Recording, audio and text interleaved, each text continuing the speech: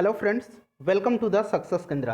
दोस्तों, आज का जो वीडियो है बिहार पुलिस कांस्टेबल की जो नई वैकेंसी आई है 8415 पोस्ट पर, उसके लिए काफ़ी इंपॉर्टेंट वीडियो है। क्योंकि आज की इस वीडियो में हम लोग विश्व का इतिहास, वर्ल्ड हिस्ट्री से जितने भी इंपॉर्टेंट क्वेश्चंस आपके एग्जाम में बन सकते हैं उन सबको हम लोग एक ही वीडियो में कवर कर लेंगे। दोस्तों, चैनल पर अगर आप पहली बार आए हैं तो चैनल को सब्सक्राइब कर लीजिए और इस बेल आइकन को जरूर प्रेस कर लीजिएगा, ताकि जब भी कोई बिहार पुलिस कांस्टेबल से रिलेटेड इंपॉर्टेंट वीडियो अपलोड किया जाए उसका नोटिफिकेशन तुरंत आपके पास पहुंच जाए। तो चलिए फ्रेंड्स, बिना देरी किए हुए आज का सेशन स्टार्ट करते हैं। वीडियो को लाइक और शेयर जरूर कर दीजिएगा। फ्रेंड्स, ध्यान दीजिए, पिछले वर्ष यानी कि 2020 में बिहार पुलिस कांस्टेबल का जो एग्ज़ाम हुआ था उसमें दो से तीन क्वेश्चंस वर्ल्ड हिस्ट्री यानी कि विश्व के इतिहास से पूछे गए थे। इस दृष्टिकोण से यह वीडियो आपके लिए काफ़ी इंपॉर्टेंट है। वीडियो को आप लोग पूरा देखिएगा। पहला क्वेश्चन देखिए। पहला क्वेश्चन है कि अमेरिका को पूर्ण स्वतंत्रता कब मिली थी। काफ़ी इंपॉर्टेंट क्वेश्चन है। राइट आंसर इसका हो जाएगा 4 जुलाई 1776 ईस्वी को। Option number A correct answer हो जाएगा। अमेरिका का स्वतंत्रता संग्राम 1765 से लेकर के 1783 ईस्वी तक चला था। ठीक है, 1765 से लेकर के 1783 ईस्वी तक चला था। अमेरिका का स्वतंत्रता युद्ध पेरिस की संधि, याद रखिएगा, पेरिस की संधि के तहत 1783 में समाप्त हुआ। अमेरिकी स्वतंत्रता की घोषणा नैसर्गिक अधिकार यानी कि नेचुरल राइट्स के सिद्धांत पर आधारित है, याद रखिएगा। चलिए अगला क्वेश्चन देखिए। फ्रेंड्स, बिल्कुल मैं डिटेल में आपको बताऊंगा। एक क्वेश्चन के साथ साथ आपके 2-3 क्वेश्चंस कवर होने वाले हैं, इसीलिए जो बात मैं बता रहा हूं उसको आपको ध्यान से सुनना है। दूसरा क्वेश्चन है कि अमेरिकी स्वतंत्रता संग्राम का तात्कालिक कारण क्या था। काफ़ी इंपॉर्टेंट क्वेश्चन है।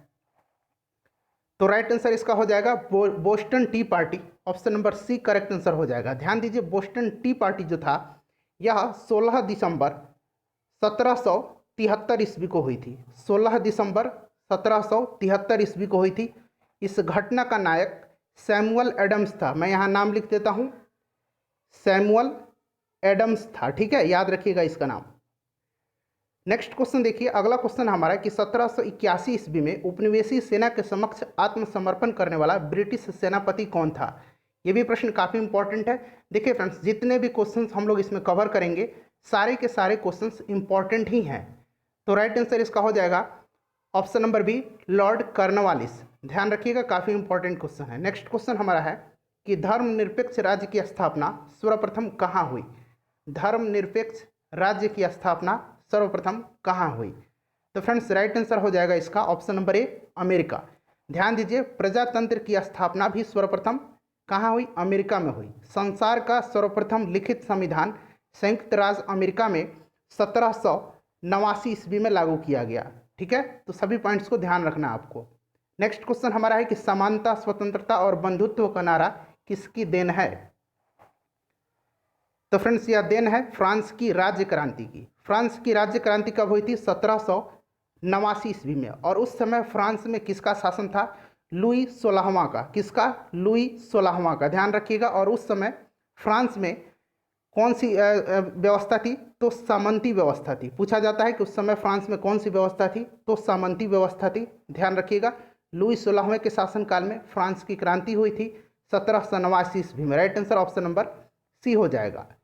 नेक्स्ट क्वेश्चन देख लीजिए कि वर्साई के शीश महल का निर्माण किसने करवाया था। वर्साई के शीश महल का निर्माण किसने करवाया था। तो फ्रेंड्स, राइट आंसर इसका हो जाएगा लुई 14वां। किसने करवाया था, लुई 14वां ने करवाया था। और लुई 14वां ने ही वर्साई को फ्रांस की राजधानी भी बनाया। फ्रांस की राजधानी वर्साई को किसने बनाया, तो लुई 14वां ने। ध्यान रखिएगा। नेक्स्ट क्वेश्चन हमारा है कि सांस्कृतिक राष्ट्रीयता का जनक किसको कहा जाता है। सांस्कृतिक राष्ट्रीयता का जनक किसको कहा जाता है। तो फ्रेंड्स, राइट आंसर हो जाएगा ऑप्शन नंबर ए, हर्डर को कहा जाता है। किसको, हर्डर को कहा जाता है। ध्यान रखिएगा, इंपॉर्टेंट क्वेश्चन है। इस प्रकार के प्रश्न आपके एग्जाम में पूछे जाते हैं। उसके बाद नेक्स्ट क्वेश्चन है हमारा कि टैले क्या था। टैले जो था ये क्या था। तो टैले फ्रांस में एक प्रकार का भूमि कर था। एक प्रकार का भूमि कर था। Option number A right answer हो जाएगा। नेक्स्ट क्वेश्चन हमारा है कि यदि समाज में क्रांति लानी हो तो क्रांति का नेतृत्व नव युवकों के हाथ में दे दो। यह कथन किसका है। तो फ्रेंड्स, राइट आंसर हो जाएगा जोसेफ मेज़नी का कथन है ये। ऑप्शन नंबर सी जो है इस प्रश्न का करेक्ट आंसर हो जाएगा। इटली का एकीकरण का जनक, इटली के एकीकरण का जनक जोसेफ मेज़नी को माना जाता है। ठीक है, यंग इटली की स्थापना, यहाँ मैं लिख दे रहा हूँ, यंग इटली की स्थापना 1800, ध्यान दीजिए 1831 ईस्वी में, यंग इटली की स्थापना 1831 ईस्वी में जोसेफ मेज़नी ने ही की थी। ध्यान रखिएगा, सभी पॉइंट्स को ध्यान रखना है जैसे कि मैंने आपको बताया है। नेक्स्ट क्वेश्चन है कि वैज्ञानिक समाजवाद का संस्थापक किसको माना जाता है। फ्रेंड्स, मैं आपको बता दूं कि इससे पहले हम लोगों ने 2010 से लेकर के 2020 तक बिहार पुलिस कांस्टेबल के एग्जाम में जितने भी क्वेश्चंस पूछे गए हैं सबको हमने चैप्टर वाइज कवर किया है, कह सकते हैं आप topic wise, subject wise cover किया हुआ है। हिस्ट्री का अलग वीडियो में, पॉलिटी का अलग वीडियो में, ज्योग्राफी का अलग वीडियो में, हिंदी का अलग वीडियो में और सामान्य विज्ञान का अलग वीडियो में हम लोग कवर कर रहे हैं। और सामान्य विज्ञान का ऑलरेडी हमने एक पार्ट कवर किया हुआ है और इसमें हम लोग 3 पार्ट कवर करेंगे। 9 फुल लेंथ प्रैक्टिस सेट को हमने कवर किया है जिसमें कि टोटल 100 क्वेश्चन हैं। प्रीवियस ईयर क्वेश्चन पेपर को भी कवर किया है, जनरल साइंस के भी 4-5 सेट हमने कवर किया हुआ है ऑलरेडी। तो इतने सारे वीडियो हम लोगों ने कवर किया है। सभी वीडियोज़ का लिंक आपको यहाँ दिख रहा होगा, यहाँ पर आप लोग क्लिक करके देख सकते हैं या फिर आप प्लेलिस्ट में चले जाइए, प्लेलिस्ट में देख लीजिएगा। इस वीडियो के डिस्क्रिप्शन में भी सभी वीडियोज़ का लिंक मैंने दे दिया है। तो देखिए फ्रेंड्स, वैज्ञानिक समाजवाद का संस्थापक किसको कहा जाता है, तो कार्ल मार्क्स को कहा जाता है। ऑप्शन नंबर इसका बी सही हो जाएगा, कार्ल मार्क्स। ठीक है फ्रेंड्स, ध्यान रखिएगा, कार्ल मार्क्स जो था यह जर्मनी का निवासी था। दास कैपिटल आपने सुना होगा, दास कैपिटल यहाँ मैं लिख दे रहा हूँ, और कम्युनिस्ट मैनिफेस्टो। ठीक है, और कम्युनिस्ट मैनिफेस्टो यह पुस्तक किसने लिखी है, तो यह पुस्तक कार्ल मार्क्स ने लिखी है। ठीक है, याद रखिएगा। चलिए अगला क्वेश्चन देखिएगा, फेबियन सोसाइटी की स्थापना कब और कहाँ हुई। फेबियन सोसाइटी की स्थापना कब और कहाँ हुई थी, काफ़ी इंपॉर्टेंट क्वेश्चन है। तो फ्रेंड्स, राइट आंसर इसका हो जाएगा 1884 ईस्वी में लंदन में हुई थी। Option number B correct answer हो जाएगा। नेक्स्ट क्वेश्चन हमारा है कि शून्यवाद का जनक किसको माना जाता है। शून्यवाद का जनक किसको माना जाता है, काफ़ी इंपॉर्टेंट क्वेश्चन है। तो शून्यवाद का जनक किसको माना जाता है फ्रेंड्स, ध्यान रखिएगा, शून्यवाद का जनक तुर्गनेव को माना जाता है। Option number A correct answer इसका हो जाएगा। उसके बाद नेक्स्ट क्वेश्चन हमारा कि फ्रांस की राजक्रांति किसके शासनकाल में हुई थी। अभी मैंने बताया था कि फ्रांस की क्रांति 1789 ईस्वी में लुई 16वां के शासनकाल में हुआ था और उस समय फ्रांस में सामंती राज व्यवस्था थी। ठीक है फ्रेंड्स, ध्यान रखिएगा, लुई 16वां करेक्ट आंसर इसका हो जाएगा। नेक्स्ट क्वेश्चन हमारा है कि कानून की आत्मा की रचना किसने की थी। कानून की आत्मा इसकी रचना किसने की है, तो कानून की आत्मा की रचना किसने किया है, मॉन्टेस्क्यू ने किया है। Right answer option number C हो जाएगा। नेक्स्ट क्वेश्चन हमारा है कि आधुनिक फ्रांस का निर्माता किसको माना जाता है। आधुनिक फ्रांस का निर्माता किसको माना जाता है, काफ़ी इंपॉर्टेंट क्वेश्चन है। तो आधुनिक फ्रांस का निर्माता नेपोलियन बोनापार्ट को माना जाता है, नेपोलियन को माना जाता है। ध्यान रखिएगा, option number C right answer इसका हो जाएगा। उसके बाद है कि ट्राफल्गर का युद्ध 1805 ईस्वी में नेपोलियन और किसके बीच हुआ था। तो देखिए फ्रेंड्स, आपको ध्यान रखना है, ट्राफल्गर का युद्ध जो है यह 1805 ईस्वी में नेपोलियन और किसके बीच हुआ था। ध्यान रखिएगा, इंपॉर्टेंट क्वेश्चन है, नेपोलियन और किसके बीच हुआ था। राइट आंसर अगर आपको पता है तो आप कमेंट करके बता सकते हैं, नेपोलियन और इंग्लैंड के बीच में हुआ था। Right answer option number B हो जाएगा, ब्रिटेन के बीच में। ठीक है, चलिए अगला क्वेश्चन देखिए। और फ्रेंड्स, जैसे कि मैंने बताया कि हम लोगों ने बिहार पुलिस कांस्टेबल के लिए 30 से अधिक वीडियो को कवर किया हुआ है। सभी वीडियो का लिंक आपको इस वीडियो के डिस्क्रिप्शन में मिल जाएगा। चैनल को सब्सक्राइब करके बेल आइकन को प्रेस कर लीजिएगा, तो जब भी मैं वीडियो अपलोड करूंगा उसका नोटिफिकेशन तुरंत आपके पास पहुंच जाएगा। ठीक है, तो ज़रूर सब्सक्राइब करके बेल आइकन प्रेस कर लीजिएगा। दुनिया के मजदूरों एक हो, यह नारा किसने दिया था। दुनिया के मजदूरों एक हो, यह नारा किसने दिया था। तो फ्रेंड्स, यह नारा जो है कार्ल मार्क्स के द्वारा दिया गया है और कार्ल मार्क्स का पुस्तक अभी मैंने बताया है दास कैपिटल और Communist Manifesto. Karl Marx Germany का निवासी था। नेक्स्ट क्वेश्चन हमारा है कि जार मुक्तिदाता के नाम से किसको जाना जाता है। जार मुक्तिदाता के नाम से किसको जाना जाता है। तो फ्रेंड्स, रूस के जो शासक थे उनको जार कहा जाता था। ठीक है, ध्यान रखिएगा। तो फ्रेंड्स, यह माना जाता है अलेक्जेंडर द्वितीय को। Option number A right answer हो जाएगा, अलेक्जेंडर द्वितीय को माना जाता है। ठीक है, रूस का अंतिम जो शासक था यानी कि जार कह सकते हैं, वह कौन था, जार निकोलस द्वितीय था। ठीक है, रूस का अंतिम शासक कौन था, जार निकोलस द्वितीय था। नेक्स्ट क्वेश्चन देखिए कि लेनिन ने रूस में नई आर्थिक नीति कब लागू की थी। लेनिन ने रूस में नई आर्थिक नीति है उसको कब लागू किया था? तो फ्रेंड्स ये किया था 1921 ईस्वी में। काफ़ी इंपॉर्टेंट क्वेश्चन है, इसको आपको खास करके ध्यान रखना है, ठीक है। चलिए अगला क्वेश्चन हमारा है कि अस्थाई क्रांति के सिद्धांत का प्रवर्तक कौन था? अस्थाई क्रांति के सिद्धांत का प्रवर्तक कौन था? तो राइट आंसर इसका हो जाएगा Trotsky, option number C correct answer इसका हो जाएगा। नेक्स्ट क्वेश्चन देखिए, अगला क्वेश्चन हमारा कि इंग्लैंड में गौरवपूर्ण क्रांति, जिसको कि अंग्रेजी में ग्लोरियस रेवोल्यूशन कहा जाता है, पिछले वर्ष यह क्वेश्चन पूछा गया था बिहार पुलिस कांस्टेबल के एग्जाम में, कब हुई थी ग्लोरियस रिवॉल्यूशन इंग्लैंड में? तो ध्यान रखिएगा गौरवपूर्ण क्रांति जो है यह कहाँ हुई थी? इंग्लैंड में हुई थी। ऐसे भी प्रश्न पूछा जा सकता है और यह 1688 ईस्वी में हुई थी, option number B correct answer हो जाएगा 1688 ईस्वी में। और उस समय इंग्लैंड का शासक कौन था? तो उस समय इंग्लैंड का शासक जेम्स प्रथम था, ठीक है, ध्यान रखिएगा। नेक्स्ट क्वेश्चन हमारा है कि प्रथम विश्व युद्ध का तात्कालिक कारण क्या था? प्रथम विश्व युद्ध का तात्कालिक कारण क्या था? काफ़ी इंपॉर्टेंट क्वेश्चन है। तो देखिए प्रथम विश्व युद्ध की शुरुआत जो है यह 28 जुलाई 1914 ईस्वी को हुई और यह युद्ध समाप्त कब हुआ? तो 11 नवंबर 1918 ईस्वी को, ठीक है, ध्यान रखिएगा, डेट भी आपको याद रखना है, ठीक है फ्रेंड्स। और इसका जो तात्कालिक कारण था वो था ऑस्ट्रिया के राजकुमार फर्डिनेंड की बोस्निया की राजधानी सेरेजेओ में हत्या, option number B correct answer हो जाएगा। यह भी प्रश्न बिहार पुलिस कांस्टेबल में ऑलरेडी पूछा जा चुका है।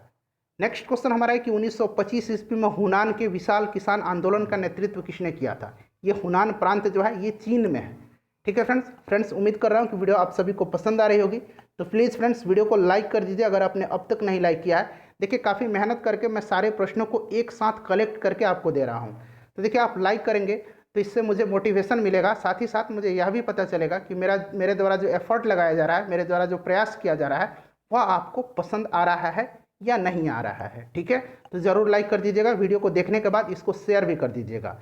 तो ध्यान रखिएगा हुनान के विशाल किसान आंदोलन कब हुआ था? तो 1925 ईस्वी में हुआ था और इसका नेतृत्व किसने किया था? तो माओ त्से तुंग ने किया था, option number C right answer हो जाएगा माओ त्से तुंग। काफ़ी इंपॉर्टेंट क्वेश्चन है, ध्यान रखिएगा। अगला क्वेश्चन देखिए कि चीनी साम्यवादी गणतंत्र का प्रथम अध्यक्ष कौन था?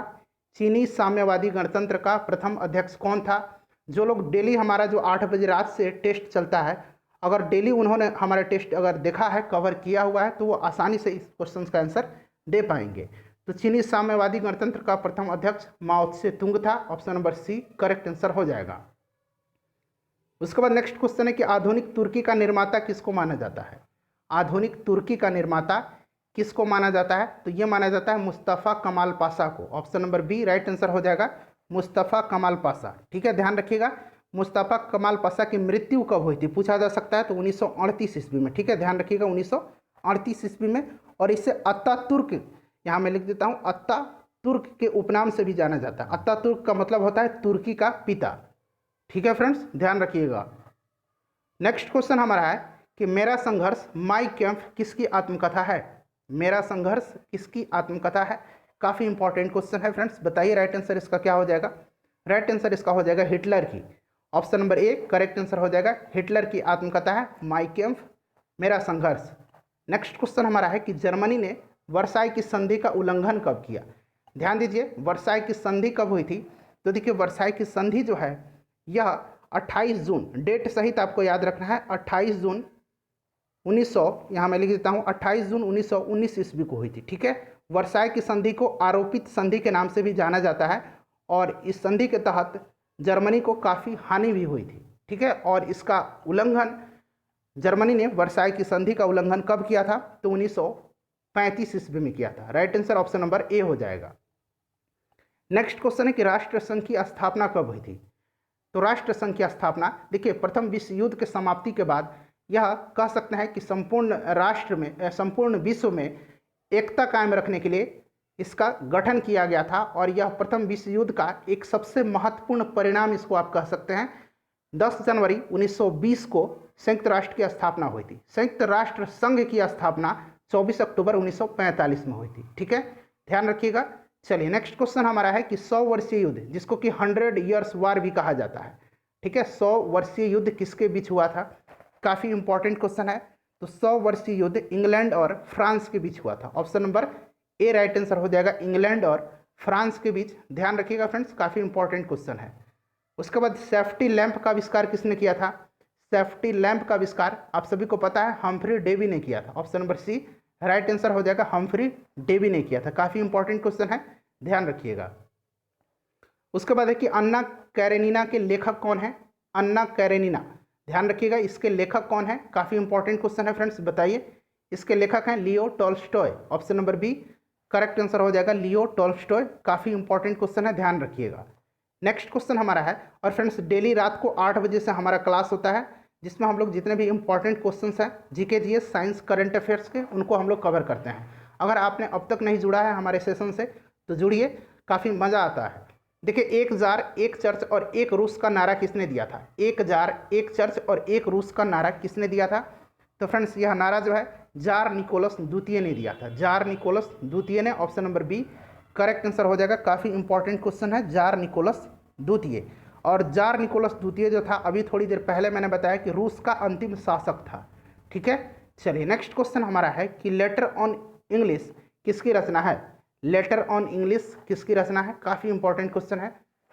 राइट आंसर इसका क्या होगा? वॉल्टेयर। किसकी रचना है? वॉल्टेयर की रचना है। Option number C correct answer इसका हो जाएगा। उसके बाद देखिए कि सन 1800 ईस्वी में बैंक ऑफ फ्रांस की स्थापना किसने की थी? काफ़ी इंपॉर्टेंट क्वेश्चन है, इसको आप लोग डबल स्टार मार्क लगाइए। बैंक ऑफ फ्रांस की स्थापना 1800 ईस्वी में नेपोलियन बोनापार्ट ने किया था। किसने किया था? नेपोलियन बोनापार्ट ने किया था। Right answer option number C हो जाएगा। उसके बाद देखिए वाटरलू का युद्ध कब हुआ था? यह भी क्वेश्चन काफ़ी इंपॉर्टेंट है। तो वाटरलू का युद्ध जो है, ध्यान रखिएगा, यह कब हुआ था? तो वाटरलू का युद्ध 18 जून 1815 ईस्वी को हुआ था। 18 जून, सही आंसर इसका ऑप्शन नंबर ए हो जाएगा, 18 जून 1815 ईस्वी को। ठीक है फ्रेंड्स, ध्यान रखिएगा, काफ़ी इंपॉर्टेंट क्वेश्चन है। और देखिए सेंट हेलेना द्वीप पर इस युद्ध में क्या होता है? वाटरलू की लड़ाई नेपोलियन और किसके बीच में हुआ था? तो फ्रेंड्स यह मित्र राष्ट्रों के बीच हुआ था। और इस युद्ध में नेपोलियन हार जाता है और नेपोलियन को पकड़ करके बंदी बना करके इसको सेंट हेलेना द्वीप पर भेज दिया गया। कहाँ? सेंट हेलेना द्वीप पर। प्रश्न पूछा जाता है कि सेंट हेलेना द्वीप का संबंध किससे है? तो नेपोलियन बोनापार्ट को, और वहाँ भेज दिया जाता है। और 1821 ईस्वी में नेपोलियन की मृत्यु हो जाती है। ठीक है, ध्यान रखिएगा, 1815 करेक्ट आंसर इसका हो जाएगा, टाइपिंग में मिस्टेक हुआ है। उसके बाद अगला क्वेश्चन है हमारा कि लिटिल कारपोरल के नाम से किसको जाना जाता है? लिटिल कारपोरल के नाम से किसको जाना जाता है? तो ये नेपोलियन बोनापार्ट को जाना जाता है। Option number B correct answer इसका हो जाएगा। उसके बाद देखिए अमेरिका फिलोसफिकल सोसाइटी की स्थापना किसने की थी? अमेरिका फिलोसफिकल सोसाइटी की स्थापना किसने किया था? तो फ्रेंड्स यह किया था बेंजामिन फ्रैंकलिन ने। काफ़ी इंपॉर्टेंट क्वेश्चन है, याद रखिएगा, बेंजामिन फ्रैंकलिन ने किया था। उसके बाद 38 नंबर क्वेश्चन देखिए कि अमेरिका में गृह युद्ध का शुरुआत कब हुआ? काफ़ी इंपॉर्टेंट क्वेश्चन है ये भी। अमेरिका में गृह युद्ध का शुरुआत कब हुआ था? तो ध्यान दीजिए, देखिए अमेरिका में गृह युद्ध का शुरुआत जो है 12 अप्रैल 1861 से लेकर के यह युद्ध जो था ये चला था 26 मई 1865 तक। ठीक है, ध्यान रखिएगा। ठीक है, काफ़ी इंपॉर्टेंट क्वेश्चन है फ्रेंड्स, ध्यान रखिएगा। ठीक है, तो राइट आंसर इसका 1861 हो जाएगा। Option number A correct answer इसका हो जाएगा। नेक्स्ट क्वेश्चन देखिएगा, अगला क्वेश्चन है कि सोशल कॉन्ट्रैक्ट किसकी रचना है? सोशल कॉन्ट्रैक्ट किसकी रचना है? तो फ्रेंड्स यह रूसो की रचना है। किसकी है? रूसो की सोशल कॉन्ट्रैक्ट, ध्यान रखिएगा। नेक्स्ट क्वेश्चन हमारा है कि गुलाबों का युद्ध कहाँ हुआ था? गुलाबों का युद्ध कहाँ हुआ था? तो गुलाबों का युद्ध इंग्लैंड में हुआ था। Option number D right answer हो जाएगा। गुलाबों का युद्ध कहाँ हुआ था? इंग्लैंड में हुआ था। उसके बाद देखिए 1917 ईस्वी में हुई रूसी क्रांति का तात्कालिक कारण क्या था? 1917 में रूस में जो क्रांति हुई थी उसका तात्कालिक कारण था प्रथम विश्व युद्ध में रूस की पराजय। Option number B correct answer हो जाएगा, प्रथम विश्व युद्ध में रूस की पराजय। उसके बाद देखिए निम्नलिखित में से किसने वाटर फ्रेम नामक कताई मशीन स्पिनिंग जेनी का आविष्कार किया था? वाटर फ्रेम नामक स्पिनिंग जेनी या फिर कताई मशीन का आविष्कार किया था? तो वाटर फ्रेम नामक कताई मशीन का आविष्कार जो है रिचर्ड आर्कराइट ने किया था। Option number B correct answer हो जाएगा। सिर्फ अगर पूछा जाए स्पिनिंग जेनी, ठीक है, यहाँ मैं लिख देता हूँ स्पिनिंग जेनी, इसका आविष्कार किसने किया था? तो सिर्फ स्पिनिंग जेनी अगर पूछा जाए तो इसका आविष्कार जेम्स हारग्रीव्स ने किया था। ठीक है, इंपॉर्टेंट क्वेश्चन है, ध्यान रखिएगा। ठीक है फ्रेंड्स, काफ़ी इंपॉर्टेंट क्वेश्चन है। स्पिनिंग म्यूल, यहाँ मैं लिख देता हूँ स्पिनिंग म्यूल, स्पिनिंग म्यूल का आविष्कार किसने किया था? तो स्पिनिंग म्यूल का आविष्कार जो है ये क्रॉम्पटन ने किया था। ठीक है फ्रेंड्स, सबको ध्यान रखिएगा। नेक्स्ट क्वेश्चन देखिए कि निम्नलिखित में से कौन सा चित्र लियोनार्डो दा विंची द्वारा नहीं बनाया गया है? ध्यान से पढ़िए, नहीं बनाया गया फ्रेंड्स। सारे क्वेश्चन इंपॉर्टेंट है और जितना भी प्रश्न आपके एग्जाम में बन सकता है सबको मैं आपको कवर करा दूंगा। बस आप जुड़े रहिए हमारे साथ एग्जाम तक। देखिए कौन सा चित्र लियोनार्दो दा विंची द्वारा नहीं बनाया गया है, तो ये लास्ट जजमेंट है, लास्ट जजमेंट। और एक और मैं नाम बता रहा हूँ चित्र का, उसका नाम ध्यान रखिएगा, द फॉल ऑफ मैन। ठीक है, लास्ट जजमेंट और द फॉल ऑफ मैन जो है यह किसकी कृति है, तो यह माइकल एंजेलो की है। ठीक है, ध्यान रखिएगा, माइकल एंजेलो की। नेक्स्ट क्वेश्चन देखिए, अगला क्वेश्चन हमारा कि स्पिनिंग जेनी की खोज किसने की थी, तो अभी मैंने बताया कि स्पिनिंग जेनी पूछे तो जेम्स हरग्रीव्स, वाटर फ्रेम नामक स्पिनिंग जेनी पूछे तो रिचर्ड आर्कराइट। नेक्स्ट क्वेश्चन हमारा है कि कॉटन जीन का आविष्कार किसने किया था, कॉटन जीन का पूछा हुआ प्रश्न है। कॉटन जीन का आविष्कार एली व्हाइटनी ने किया था। Option number C correct answer इसका हो जाएगा। उसके बाद नेक्स्ट क्वेश्चन है कि कल्चरल रिवॉल्यूशन के समय कम्युनिस्ट पार्टी ऑफ चाइना के प्रमुख कौन थे। कल्चरल रिवॉल्यूशन के समय कम्युनिस्ट पार्टी ऑफ चाइना के प्रमुख थे Mao Zedong. Right answer option number C हो जाएगा। कल्चरल रिवॉल्यूशन कहाँ हुआ था, चाइना में हुआ था। ध्यान रखिएगा, पूछा जाता है कब से कब तक चला था, तो ये 1966 से लेकर के 1976 ईस्वी तक चला था। ठीक है, ध्यान रखिएगा, इंपॉर्टेंट क्वेश्चन है। नेक्स्ट क्वेश्चन देखिएगा कि नेपोलियन कोड 1804 का विषय क्या है, तो देखिए यह कोड जो है नेपोलियन कोड कहिए या फिर नेपोलियन संहिता कहिए, यह 1804 ईस्वी में किसके द्वारा लाया गया था, नेपोलियन बोनापार्ट के द्वारा लाया गया। ठीक है फ्रेंड्स, और इसका विषय था कानूनों में समानता। ठीक है, सिविल कोड जो कह सकते हैं, कानूनों में समानता। राइट आंसर इसका हो जाएगा। नेक्स्ट क्वेश्चन हमारा है यूनिफॉर्म सिविल कोड। ठीक है, फ्रांस में आतंक का राज्य किसके शासनकाल को कहते हैं, ये प्रश्न पूछा गया है बिहार पुलिस में। फ्रांस में आतंक का राज्य जो है ये लुई 16वें के शासनकाल को कहा जाता है। इसी के समय फ्रांस की क्रांति हुई थी। नेक्स्ट क्वेश्चन देखिए कि इनमें से कौन सी घटना प्रथम विश्व युद्ध का परिणाम नहीं है। प्रथम विश्व युद्ध का परिणाम अभी मैंने बताया कि सबसे महत्वपूर्ण परिणाम तो राष्ट्रसंघ की स्थापना था, अधिनायकवाद का उदय भी था, उसके बाद महान साम्राज्यों का अंत था। ठीक है, और नहीं पूछा गया है तो विश्व के अधिकांश देशों में गणतंत्र की स्थापना ये नहीं था। Option number B right answer इसका हो जाएगा। उसके बाद देखिए स्वतंत्रता या मृत्यु का नारा किसके द्वारा दिया गया। स्वतंत्रता या मृत्यु का नारा यह अमेरिकी स्वतंत्रता संग्राम के द्वारा अमेरिकी सेना के द्वारा दिया गया था। ऑप्शन नंबर बी इसका राइट आंसर हो जाएगा। नेक्स्ट क्वेश्चन हमारा है कि अक्टूबर 1917 की बोल्शेविक क्रांति का नेतृत्व किसने किया था, तो बोल्शेविक क्रांति रूस में हुई थी और बोल्शेविक क्रांति का नेतृत्व लेनिन ने किया था। Option number B right answer हो जाएगा। काफ़ी इंपॉर्टेंट क्वेश्चन है, ध्यान रखिएगा। उसके बाद है रोमियो एंड जूलियट किसकी अमर कृति है। रोमियो एंड जूलियट एक अमर प्रेम कहानी है, प्रेम कथा है, और इसको लिखा किसने है, तो शेक्सपियर ने लिखा है। Option number A right answer इसका हो जाएगा। नेक्स्ट क्वेश्चन देखिए, अगला क्वेश्चन है कि इटली का एकीकरण किसने किया था। इटली का एकीकरण इंपॉर्टेंट क्वेश्चन है। इटली का एकीकरण किसने किया था, थोड़ी देर पहले ही मैंने बताया था कि इटली के एकीकरण का जनक जोसेफ मेजनी को माना जाता है, लेकिन एकीकरण 1871 ईस्वी में काउंट काबूर ने किया। Option number B right answer हो जाएगा, काउंट काबूर। ध्यान रखिएगा। 54 नंबर क्वेश्चन है, आधुनिक रूस का निर्माता किसको माना जाता है। आधुनिक रूस का निर्माता स्टालिन को माना जाता है। किसको, स्टालिन को माना जाता है। Option number B correct answer हो जाएगा। फ्रेंड्स वीडियो को जरूर लाइक और शेयर कर दीजिएगा। चीन में कुओमितांग पार्टी की स्थापना किसने की थी। चीन में कुओमितांग पार्टी की स्थापना किसने की थी, तो फ्रेंड्स इसकी स्थापना डॉक्टर सन्यात सेन ने किया था। ऑप्शन नंबर बी सही आंसर हो जाएगा। सन्यात सेन को चीन का राष्ट्रपिता भी कहा जाता है। ठीक है, चीन के राष्ट्रपिता कौन, सन्यात सेन है। और देखिए जब सन्यात सेन की मृत्यु हो जाती है, ठीक है, 1926 ईस्वी में इस पार्टी का नेतृत्व जो है ये कौन संभालता है, तो चियांग काइसेक ने इसका नेतृत्व संभाला। नेक्स्ट क्वेश्चन हमारा है कि प्रथम विश्व युद्ध के समय अमेरिका का राष्ट्रपति कौन था। काफ़ी इंपॉर्टेंट क्वेश्चन है। तो प्रथम विश्व युद्ध के समय अमेरिका के राष्ट्रपति कौन थे, तो ध्यान रखिएगा वुडरो विल्सन थे। Option number B correct answer हो जाएगा। उसके बाद अगर पूछा जाए फ्रांस के प्रधानमंत्री कौन थे, तो फ्रांस के प्रधानमंत्री जॉर्ज केलेमेसो थे।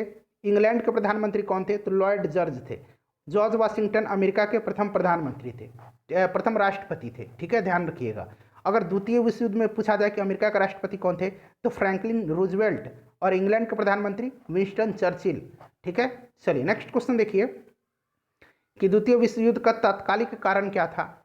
द्वितीय विश्व युद्ध की शुरुआत कब हुई, तो 1 सितंबर 1939 को, और यह खत्म कब हुआ, तो यह युद्ध जो है 2 सितंबर 1945 को। लगभग कितने वर्षों तक चला है, 6 वर्ष तक चला है। ठीक है, और इसका तत्कालिक कारण था जर्मनी का पोलैंड पर आक्रमण। ऑप्शन नंबर सी सही आंसर इसका हो जाएगा। उसके बाद नेक्स्ट क्वेश्चन देखिएगा कि पीत आतंक के नाम से किसको संबोधित किया जाता है? पीत आतंक के नाम से, तो पीत आतंक के नाम से जापान को संबोधित किया जाता था। चीन को एशिया का मरीज कहा जाता था, चीन को एशिया का मरीज कहा जाता था, और तुर्की को यूरोप का मरीज कहा जाता था। ठीक है फ्रेंड्स, दोनों को ध्यान रखिएगा। उसके बाद 59 नंबर है कि इंग्लैंड में गृह युद्ध 1642 ईस्वी में किसके शासनकाल में हुआ था? तो देखिए गृह युद्ध जो है यह चार्ल्स प्रथम के शासनकाल में हुआ था। Option number A right answer इसका हो जाएगा। ठीक है, इंपॉर्टेंट है, ध्यान रखिएगा 1642 ईस्वी में। आजकल लास्ट क्वेश्चन हमारा है कि जापान, जर्मनी और इटली ने मिलकर के एक गुट का निर्माण किया जिसका नाम था, तो फ्रेंड्स इसका नाम था धूरी शक्ति। Option number A right answer हो जाएगा। और ये प्रश्न आपके लिए है, प्रथम विश्व युद्ध कब शुरू हुआ था? इसका आंसर आपको कमेंट करके बताना है। कई बार मैंने इस प्रश्न का चर्चा किया है, प्रथम विश्व युद्ध की शुरुआत कब हुई थी और इसकी समाप्ति कब हुई। आपको सिर्फ बताना है कि यह शुरू कब हुआ था। मुझे पूरी उम्मीद है कि आज का सेशन आपके लिए काफ़ी आपको पसंद आई होगी, और यह जो सेशन था आपके लिए काफ़ी इंपॉर्टेंट भी था। फ्रेंड्स, वीडियो को लाइक नहीं किया तो लाइक कर दीजिए और शेयर जरूर कर दीजिएगा। और सभी वीडियोज़ का लिंक आपको डिस्क्रिप्शन में मिल जाएगा। PDF आपको टेलीग्राम पर मिल जाएगा, टेलीग्राम का लिंक वीडियो को डिस्क्रिप्शन में मिलेगा, टेलीग्राम से जुड़ जाइएगा। मिलते हैं फ्रेंड्स नेक्स्ट वीडियो में। Thanks for watching.